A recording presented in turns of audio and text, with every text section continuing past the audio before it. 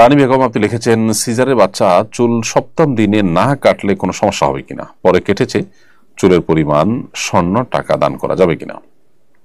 বাচ্চার সপ্তম দিনে চুল কাটাটা হলো মুস্তাহাব, অতএব কোনো কারণে এটা যদি অসুবিধা মনে করেন, বাচ্চার সমস্যা হতে পারে, অথবা সিজারিয়ান বাচ্চা, ডাক্তারের অনুমোদন নাই, অথবা সামহাও কোনো কারণে কাটতে পারেন নাই, তো পরে কাটবেন, কোনো অসুবিধা নেই। সপ্তম দিনের কাটাটা ফরজ ওয়াজিব কিছু না, তবে মুস্তাহাব, পরে কাটলেও হয়তো মুস্তাহাবটা আদায় হলো না, জাস্ট এটুকু।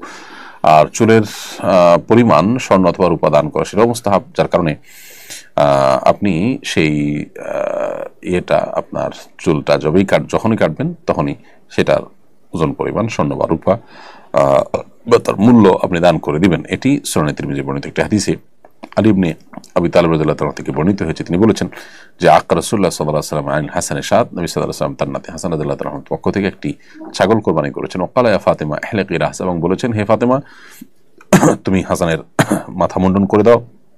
ওয়া তাসাদ্দাকি বিজিনাতি শারিহি ফিদ্দা, এবং তার চুলের ওজন পরিমাণ রূপা আল্লাহর রাস্তায় দান করে দাও।